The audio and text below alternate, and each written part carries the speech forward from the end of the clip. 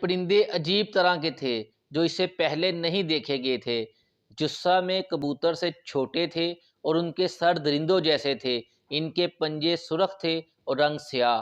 یہ پرند باقاعدہ ان لشکریوں کے سروں پر باندھ کر کھڑے ہو گئے اور پھر چیخنے لگے، پھر پتھراؤ کیا۔ ابابیلوں کے ان لشکروں نے ابراہہ کی فوجوں پر اس زور و شور سے سنگباری شروع کر دی کہ آن کی آن میں ابراہہ کے لشکر اور اس کے ہاتھیوں کے پرخچے اڑ گئے۔ تاریخ انسانی میں کچھ واقعات اللہ کی قدرت کی نشانیاں ہیں۔ انہی میں ایک واقعہ فیل ہے۔ اس واقعہ کا ذکر قرآن پاک کی سورہ فیل میں ہے۔ یہ واقعہ نبی پاک صلی اللہ علیہ وآلہ وسلم کی پیدائش سے 50-55 دن پہلے کا ہے۔ آج کی ویڈیو میں ہم اس واقعے کا تاریخی پس منظر بیان کریں گے کہ یہ واقعہ کیوں پیش آیا، کیا وجہ بنی کہ حاکم یمن خانہ کعبہ کو گرانے کے در پر ہوا، راستے میں کیا واقعات پیش آئے اور اس کا انجام کیا ہوا۔ اس واقعے کا پس منظر کچھ یوں ہے کہ یمن کے بت پرست حکمران ذو نواس نے دین یہود کو اختیار کیا اور متعصب یہودی بن گیا۔ یہ دوسرے ادیان کے پیروکاروں کو سزا دیا کرتا تاکہ وہ بھی دین یہود کو اپنا لیں۔ نجران جو کہ یمن کا شمالی اور کوہستانی شہر ہے، وہاں کے لوگوں نے جو دین مسیح کے پیروکار تھے، یہودی آئین کو قبول کرنے سے انکار کیا۔ اس پر ذو نواس نے ان کو سزا دینے کا فیصلہ کیا۔ اس کے حکم سے ان لوگوں کو ایک خندق میں آگ جلا کر پھینک دیا گیا۔ اس طریقے سے اکثر مسیحیوں کو جلا دیا گیا۔ بچ جانے والوں کو تلوار سے قتل کر دیا گیا اور ان کے ہاتھ، پاؤں، ناک اور کان تک کاٹ ڈالے گئے۔ اس طرح 20,000 عیسائیوں کو مارا گیا۔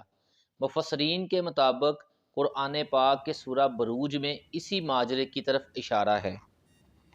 اس قتل و غارت سے دوست نامی ایک شخص کسی طریقہ سے بچ جانے میں کامیاب ہوا اور بھاگ کر قسطنطنیہ بادشاہ روم تک پہنچا اور اسے اس دردناک قتل عام کی خبر دی اور ذو نواس سے انتقام کے لیے اس سے مدد مانگی۔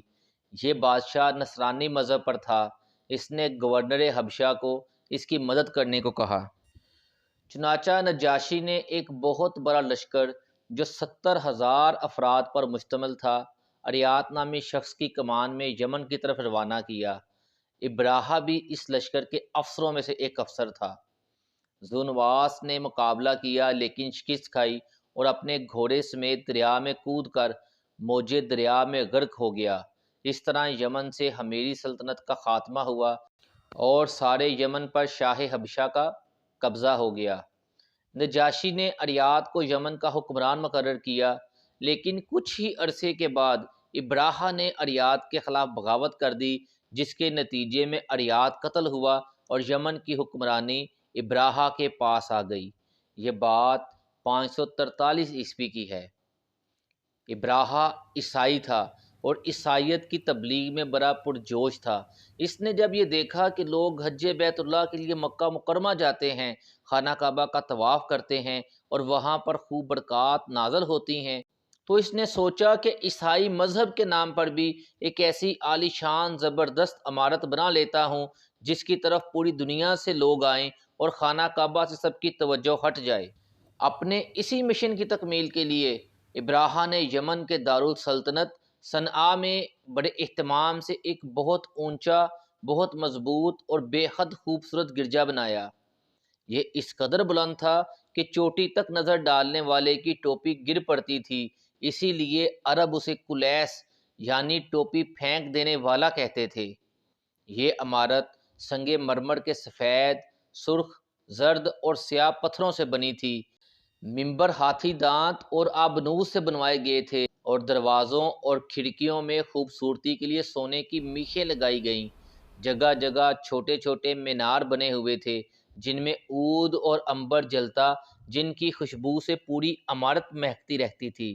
فرش پر بہترین قالین بچھے ہوئے تھے۔ غرض یہ اپنے زمانے کی عظیم الشان عمارت تھی۔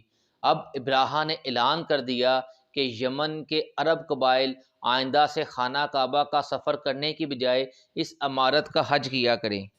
شواہد سے پتہ چلتا ہے کہ اس عمارت کا حج کچھ لوگوں نے کرنا بھی شروع کر دیا تھا، مگر عربی لوگوں نے اس کا زیادہ احترام نہ کیا، حتیٰ کہ بنی فکیم کے ایک فرد نے ابراہا کے اس کلیسے میں پیشاب کر کے اس کی بے حرمتی کی۔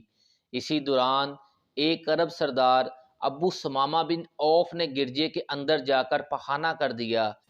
اسی طرح یمن میں موجود ایک قریشی نوجوان نے بھی فرط نفرت میں اس نو تعمیر شدہ نہایت خوبصورت عمارت میں اجابت جیسی ناپسندیدہ حرکت کر کے اسے آلودہ بدبودار کر دیا۔ پتہ چلتا ہے کہ اس نوجوان کو ابراہا نے قتل کروا دیا تھا۔ ایک اور روایت میں ہے کہ عرب کے کچھ نوجوانوں نے اس گرجا کے قرب و جوار میں آگ جلائی، ایک چنگاری ہوا سے اڑ کر اس گرجا میں گر گئی، جس سے گرجا میں آگ لگ گئی اور عمارت کو نقصان پہنچا۔ ان واقعات پر ابراہا نے قسم کھائی کہ خانہ کعبہ کی اینٹ سے اینٹ بجا دے گا۔ چنانچہ اس مقصد کو فوری پورا کرنے کے لیے ابراہا 570 عیسوی میں 60,000 فوج، جس میں 13 ہاتھی بھی شامل تھے، اس فوج کو لے کر خانہ کعبہ کو گرانے کے لیے مکہ کی طرف روانہ ہوا۔ اہل عرب نے مقابلہ کی کوشش کی۔ سب سے پہلے ایک یمنی سردار ذوالفر اپنی قوم اور کچھ عربوں کو جمع کر کے مقابلے میں آیا، لیکن اسے شکست ہوئی اور اسے ابراہا نے قید کر لیا۔ جب لشکر خصم قبیلے کی زمین پر پہنچا تو یہاں نفیل بن حبیب خصمی نے اپنے لشکروں سے اس کا مقابلہ کیا، لیکن ابراہا نے انہیں بھی مغلوب کر لیا اور نفیل بھی قید ہو گیا۔ پھر ابراہا طائف پہنچا تو بنو ثقیف پہلے مقابلے کے لیے نکلے، لیکن اپنے بت لات کو بچانے کے لیے ابراہا کے آگے ہاتھ باندھ دیے اور اپنی شکست تسلیم کر لی۔ ابراہا نے اس پر ان سے درگزر کیا۔ نتیجتاً انہوں نے ابو رغال نامی شخص کو ابراہا کے قافلے میں شامل کر دیا تاکہ مکہ کی طرف ان کی رہنمائی کریں۔ مکہ سے 2 میل دور جب لشکر مغمس کے مقام پر پہنچا تو ابراہا نے وہاں ڈیرے ڈال دیے اور اسود بن مقصود نامی حبشی کو حالات کا جائزہ لینے کے لیے ہراول دستے کے طور پر مکہ کی طرف بھیجا۔ وہ گھوڑے پر مکہ پہنچا اور قریش و دیگر عرب قبائل کے اموال و اسباب لوٹ کر اور ان کے مویشی ہنکا کر ابراہا کے پاس لے گیا، جن میں جناب عبد المطلب کے بھی 200 اونٹ تھے۔ اس پر قریش، کنانہ، حزیل اور حرم کے جو دیگر قبائل تھے مقابلہ کے لیے اٹھ کھڑے ہوئے، لیکن پھر حقیقت حال کا ادراک کرتے ہوئے اپنے ارادے سے باز رہے۔ لوٹ مار کے بعد ابراہا نے خناتہ حمیری کو اپنا قاصد بنا کر مکہ بھیجا اور اس کے ذریعے پیغام دیا کہ میں تم سے لڑنے نہیں آیا بلکہ اس گھر یعنی خانہ کعبہ کو گرانے آیا ہوں۔ اگر تم نہ لڑو تو میں تمہارے مال و جان سے کوئی واسطہ نہ رکھوں گا۔ حناطہ نے ایسا ہی کیا، جا کر جناب عبد المطلب سے ملاقات کی اور ابراہا کے احکامات کے بارے میں بتایا اور جناب عبد المطلب سے ابراہا کے پاس چلنے کا کہا۔ اس پر سیدنا عبد المطلب اپنے بعض فرزندوں کے ساتھ ابراہا کے لشکر گاہ کی طرف گئے۔ ابراہا کو جناب عبد المطلب کے بارے میں آگاہ کیا گیا کہ وہ قریش کے پیشوا اور اس سرزمین کی بزرگ شخصیت ہیں۔ علاوہ ازیں عبد المطلب بڑی حسین و جمیل شخصیت کے مالک تھے۔ ابراہا نے آپ کا وقار اور ہیبت دیکھ کر آپ کا بہت احترام کیا۔ عبد المطلب نے ابراہا سے اپنے 200 اونٹوں کا مطالبہ کیا۔ اس پر اسے بڑا تعجب ہوا کہ قبیلے کا سردار صرف اپنے اونٹوں کی بات کرتا ہے، بیت اللہ کے متعلق کوئی بات نہیں کرتا۔ تو جناب عبد المطلب نے جواب دیا کہ اونٹوں کا مالک تو میں ہوں، مجھے ان کی فکر ہے، اور بیت اللہ کا میں مالک نہیں بلکہ اس کا مالک ایک عظیم ہستی ہے جو اپنے گھر کی حفاظت کرنا جانتا ہے۔ ابراہا نے کہا تمہارا اللہ اس کو میرے ہاتھ سے نہ بچا سکے گا۔ عبد المطلب نے کہا پھر تمہیں اختیار ہے، جو چاہو کرو۔ اس گفتگو کے بعد ابراہا نے تمام جانوروں کو واپس کر دینے کا حکم دیا۔ جناب عبد المطلب تمام اونٹوں اور بکریوں کو ساتھ لے کر اپنے گھر چلے آئے اور مکہ والوں سے فرمایا کہ تم لوگ اپنے اپنے مال مویشیوں کو لے کر مکہ سے باہر نکل جاؤ۔ پھر چند آدمیوں کے ساتھ خانہ کعبہ میں گئے اور دروازہ کا حلقہ پکڑ کر انتہائی بے قراری اور گریہ زاری کے ساتھ اس طرح دعا مانگنے لگے، اے اللہ، بے شک ہر شخص اپنے گھر کی حفاظت کرتا ہے، لہٰذا تو بھی اپنے گھر کی حفاظت فرما اور صلیب والوں اور صلیب کے پجاریوں کے مقابلہ میں اپنے اطاعت شاروں کی مدد فرما۔ یہ دعا مانگی اور اپنے خاندان والوں کو لے کر پہاڑ کی چوٹی پر چڑھ گئے اور خدا کی قدرت کا جلوہ دیکھنے لگے۔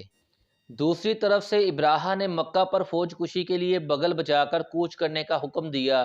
لشکر جب مزدلفہ اور منی کے درمیان وادی مقصد میں پہنچا تو اس وقت نفیل بن حبیب جو اس سے راستے میں لڑا تھا اور اب بطور قیدی کے اس کے ساتھ تھا، وہ آگے بڑھا اور شاہی ہاتھی جس کا نام محمود تھا اس کا کان پکڑ لیا اور کہا، محمود بیٹھ جا اور جہاں سے آیا ہے وہیں خیریت کے ساتھ چلا جا، تو اللہ کے محترم شہر میں ہے۔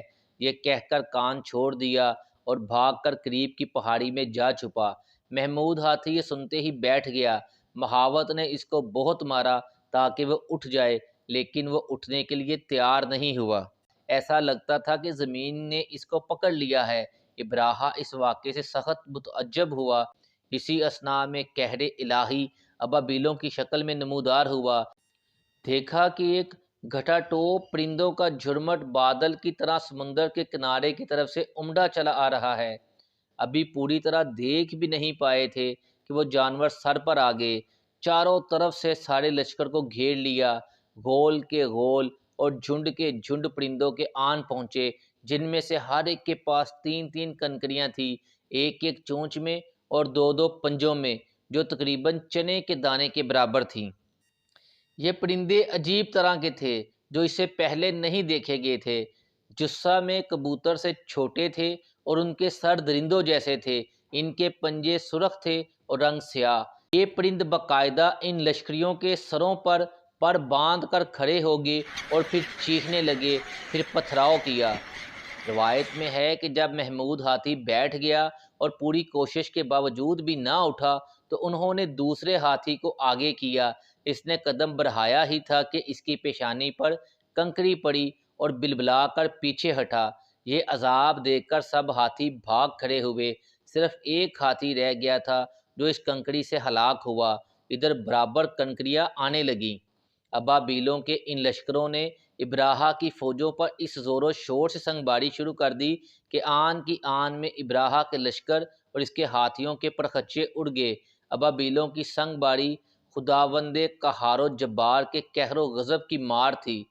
چنانچہ جس شخص پر وہ پرندہ سنگریزہ چھوڑتا تو وہ سنگریزہ اس کے خود کو توڑ کر سر سے نکلتا ہوا، جسم کو چیر کر ہاتھی میں سے گزرتا ہوا زمین پر پہنچ جاتا۔ ہر سنگریزے پر اس شخص کا نام لکھا ہوا تھا جس سنگریزے سے اسے ہلاک کیا گیا۔ اس وقت ابراہہ کے لشکر پر ایک عجیب و غریب وحشت طاری ہو گئی۔